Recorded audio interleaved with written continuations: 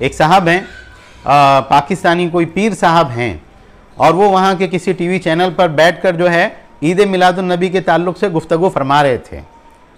तो उन्होंने शुरू कैसे किया, उन्होंने शुरू किया, हमारे पास में जो क्लिप आया 8 मिनट का, उसमें उन्होंने शुरू किया कि हम क्यों ना मनाएं ईद मिलादुन्नबी, और ईद मिलादुन्नबी मनाना कहीं मना है क्या? कुरान के अंदर ऐसी कोई आयत मौजूद है क्या? हदीस के अंदर इससे मना किया गया है क्या? सहाबा ने इससे मना किया?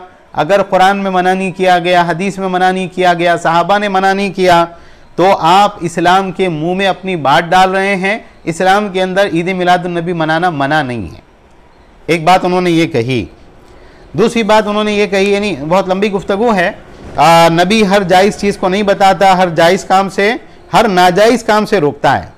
उसके बाद उन्होंने कुछ मिसालों के ज़रिए बात को समझाने की कोशिश की, और उन्होंने कहा कि हर जायज़ चीज़ अल्लाह को मतलूब नहीं है कि भाई जायज़ चीज़ है तो आपको करना ही है कंपलसरी, लेकिन हर नाजायज़ चीज़ से रोकना अल्लाह सुब्हानहू व तआला को मतलूब है।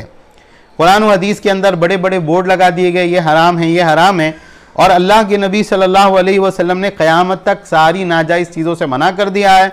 अब अगर कोई मना करता है किसी दूसरी चीज़ को जिससे अल्लाह के नबी ने मना नहीं किया, तो क्या आप पर वही नाजिल हो रही है जिससे आपको मालूम हुआ कि ये चीज़ मना है, इस्लाम में हराम है, बिदअत है? ये उन साहब की गुफ्तगू का खुलासा है, 2-3 मिनट की गुफ्तगू का। ये सवाल ही नहीं कि हम मिलाद मनाते हैं, ये बताइए कि मिलाद क्यों ना मनाएं? आप कोई एविडेंस है इन कुरान के अंदर मना है? जवाब आता नहीं। अहादीस मुबारक में मना है? जवाब आता नहीं। क्या सहाबा किराम रिज़वानुल्लाह तआला अलैहिम अजमईन ने मना किया? जवाब आता नहीं। बड़ी अजीब गरीब बात है कि आप मना करते हैं। अच्छा जनाब, ये देखिए कि मैं बड़े सादा अल्फाज में बताना चाहूँगा कि इस्लाम क्या है। इस्लाम 4 चीज़ों पर मुश्तमिल है। हुजूर ने जो फरमाया वो इस्लाम है, हुजूर ने जो किया वो इस्लाम है, और हुजूर ने जिससे मना कर दिया वो इस्लाम है, और हुजूर ने जिससे मना नहीं किया वो भी इस्लाम है। लिहाजा अगर कोई आज किसी चीज को मना करता है, इसका मतलब यह है कि वो इस्लाम के मुंह में अपनी बात डाल रहा है। अब ना अल्लाह से भूल हुई ना रसूल से भूल हुई, क़यामत तक की सारी नाजायज चीजों को कुरान मजीद और अहादीस नबविय्या में बड़े बड़े बोर्ड लगा दिए गए कि these are the prohibited thing, ये हराम है, ये हराम है, ये हराम है, बड़े बड़े बोर्ड लगा दीजिए। देखिए हमारी गुजारिश इस सिलसिले में क्या है, ये जो गुफ्तगू है इसमें बहुत दजल और तलबीस से काम लिया गया है, यानी उसूलों को खलत मलत किया गया है। मना नहीं है इसका मतलब क्या है? इसका मतलब यह है कि सराहत के साथ मना नहीं है, यानी किसी हदीस में सराहत के साथ ये नहीं कहा गया कि ईद मिलादुन्नबी मनाना हर साल मना है।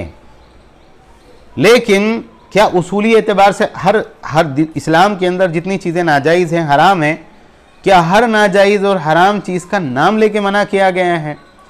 अल्लाह और उसके रसूल सल्लल्लाहु अलैहि वसल्लम का मामला ये है, बाज़ चीज़ें कुरान में, बाज़ चीज़ें हदीस में एक उसूल बयान कर दिया गया।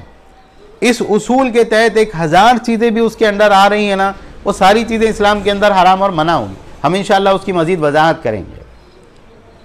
तो सवाल ये है, यानी यहाँ पर ये बहुत ज़्यादा सोचने की बात है कि मना किस चीज़ से किया जाता है।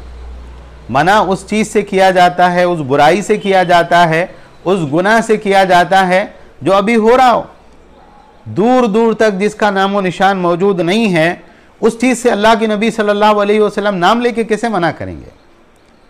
हम उन लोगों से जो ईद मिलादुन्नबी बहुत ज़ोर शोर से धूमधाम से मनाते हैं और मनाने के कायल हैं, हम उनसे पूछते हैं क्या कुरान के अंदर कोई ऐसी आयत है जिसमें सराहत के साथ कहा गया हो लोगों तुमको 12 रबीउल अव्वल को ईद मिलादुन्नबी मनाना चाहिए? और क्या अल्लाह के नबी सल्लल्लाहु अलैहि वसल्लम की सारी ज़िंदगी, आप सल्लल्लाहु अलैहि वसल्लम यानी 63 साल आपकी उम्र आमतौर से जो है मुहद्दिसीन ने बतलाई है, 40 साल की उम्र में आप नबी बनाए गए। चलिए नबूवत से पहले का अरसा आप छोड़ दीजिए। अगर ये दीन इस्लाम है, ये सवाब का काम है, ये सही चीज़ है, तो अल्लाह के नबी सल्लल्लाहु अलैहि वसल्लम 13 साल मक्का मुकर्रमा में रहे। क्या आप सल्लल्लाहु अलैहि वसल्लम ने 13 साल में एक मरतबा भी अपना यौम मिलाद मनाया है? सहाबा ने मनाया है। अबू बकर सिद्दीक़ रज़ी अल्लाह ताला अन्हु ने, हज़रत उमर फ़ारूक़ रज़ी अल्लाह ताला अन्हु ने हज़रत उस्मान और हज़रत अली रज़ी अल्लाह ताला अन्हुम ने मनाया है। और चलिए मक्का के अंदर हालात बहुत ख़राब थे, लोग दुश्मन थे, तरह तरह की परेशानियां थी, मसाइल थे। जब आप सल्लल्लाहु अलैहि वसल्लम मदीना चले गए और मदीना जाने के कुछ अरसे के बाद में जब मुसलमान बहुत अच्छे तरीके से ताकतवर हो गए, अल्लाह ने ताकत अता फरमाई, गलबा अता फरमाया, क्या अल्लाह के नबी सल्लल्लाहु अलैहि वसल्लम की उम्र के आखिरी दौर में भी क्या ये दिन बतौर ईद के मनाया गया? आपने कभी कोई हदीस पढ़ी कि 12 रबीउल अव्वल का दिन होता था और मदीना में सब सहाबा मिलकर झंडे लगाया करते थे, अपने अपने घरों में हरे झंडे। अबू बकर, उमर रज़ी अल्लाह ताला अन्हुम, हज़रत उस्मान और अली रज़ी अल्लाह ताला अन्हुम ये सुबह सवेरे गुस्ल करके अच्छे कपड़े पहनकर मस्जिद आया करते थे और वहाँ से ऊँटों पर और घोड़ों के ऊपर एक जुलूस निकला करता था और सारे सहाबा लब्बैक या रसूल अल्लाह, सरकार की आमद मरहबा, क्या इस तरह के नारे सहाबा लगाया करते थे? आपने कभी पढ़ा किसी हदीस में? तो सवाल ये है कि ये चीज़ अल्लाह के नबी सल्लल्लाहु अलैहि वसल्लम की ज़िंदगी में अबू बकर रज़ी अल्लाह तआला की खिलाफत में, हज़रत उमर, हज़रत उस्मान, हज़रत अली रिज़वानुल्लाहि अलैहिम अजमईन की खिलाफत में, हज़रत अमीर मुआविया रज़ी अल्लाह तआला अन्हु, हज़रत हसन रज़ी अल्लाह तआला अन्हु और दीगर जो भी खुलफा हैं, उनके दौर में ये चीज़ मौजूद ही नहीं थी। तो फिर इससे मना क्यों नहीं किया? ये सवाल कहाँ उठता है।